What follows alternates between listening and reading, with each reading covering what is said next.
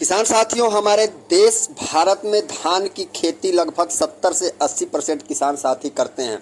लेकिन भैया, क्या आप जानते हैं कि धान की फसल को आखिरी समय में धान के बालियों को एक एक हाथ तक लंबी बढ़ाने के लिए कौन सा सबसे बड़ा ब्रह्मास्त्र है और कौन सा सबसे सटीक उपाय है जो कि करने से भैया धान की बालियां एक एक हाथ तक लंबी होने की गारंटी है। किसान साथियों, जी हाँ किसान साथियों, नमस्कार। फिर से स्वागत है हमारे चैनल खेती बाड़ी बाई सोनू पंडित में। आपका वही छोटा भाई छोटा दोस्त सोनू पंडित अपने चैनल पे आपका बहुत बहुत स्वागत और मोस्ट वेलकम करता है।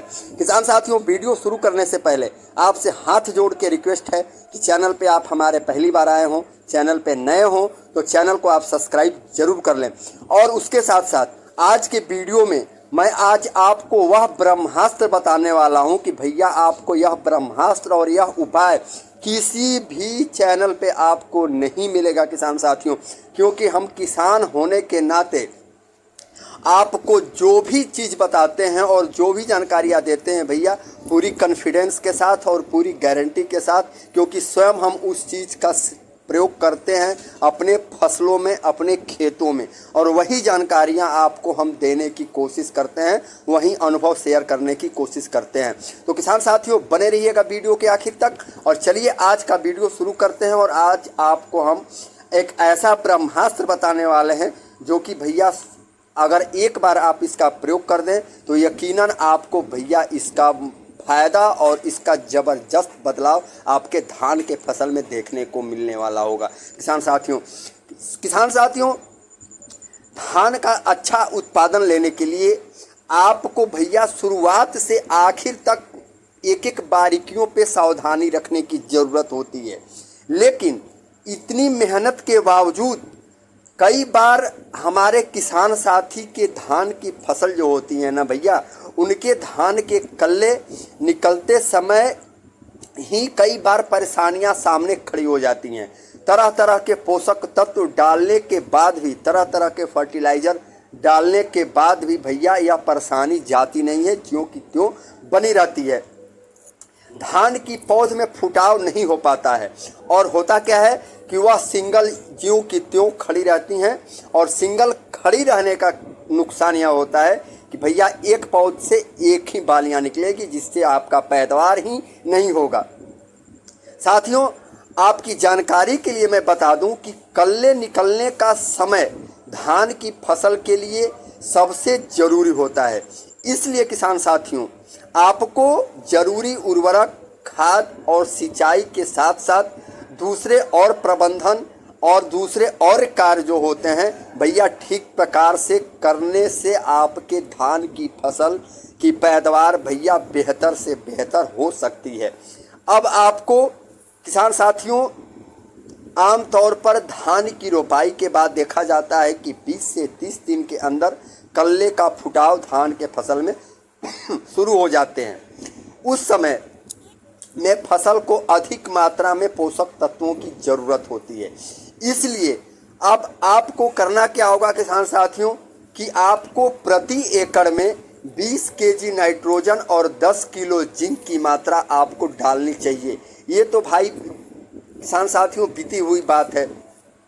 और उसके साथ साथ धान में अधिक फुटाव के लिए अब आपको क्या करना है वह मैं आपको बताऊंगा।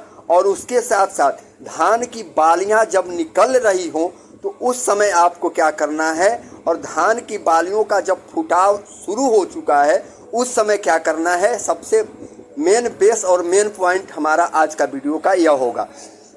तो किसान साथियों, धान में अधिक फुटाव के लिए जब धान की बालियों का समय निकलने का हो रहा हो तो भैया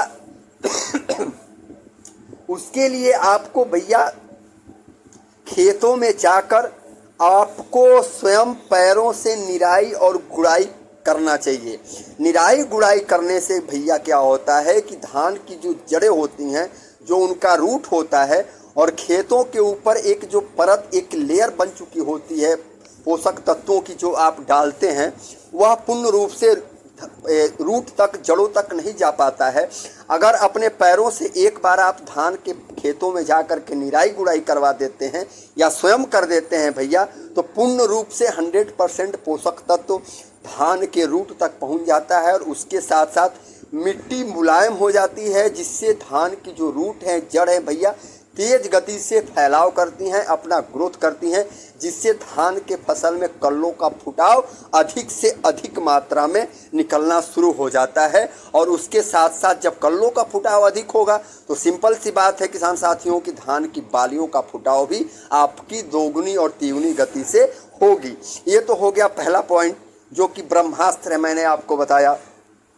और दूसरा पॉइंट है भैया, यदि मिट्टी जांच में जिंक की कमी और आपकी पौध की पत्तियां भूरी होकर सूख रही हों और कल्ले नहीं निकल रहे हों तो भैया आपको उस समय 25 केजी जिंक सल्फेट हेप्टाहाइड्रेट 21% और 16 केजी जिंक सल्फेट मोनोहाइड्रेट वाला जो होता है 33% का आपको छिड़काव कर देना है।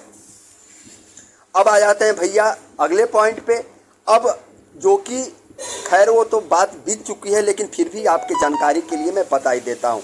धान की रोपाई के बाद खरपतवार नियंत्रण के लिए खेत में पानी के स्तर को मेंटेन रखना सबसे महत्वपूर्ण होता है।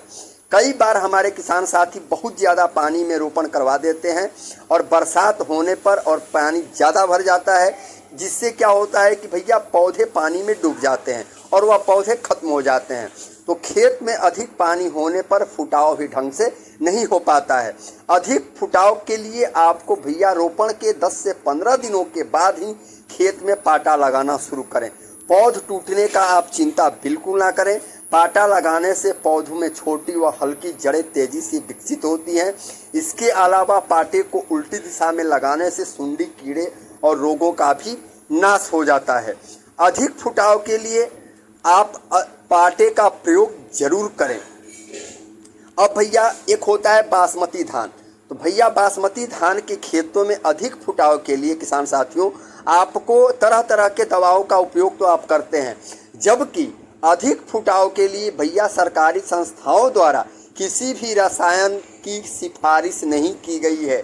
खेत में अधिक फुटाव अधिक कल्ले के लिए आसान तकनीक भैया होता है, आपको निर्यात विकास प्रतिष्ठान द्वारा विकसित की गई है, जिसमें खेत में धान की रोपाई करने के बाद 15 से 25 दिन होने पर एक हल्का पाटा या सीधी लकड़ी का लट्ठा जिसका वजन 12 से 18 केजी तक हो, लंबाई 2 से 3 मीटर के बीच हो, खेतों में पानी भरकर 1 अथवा 2 बार रस्सी की सहायता से आप चला दें।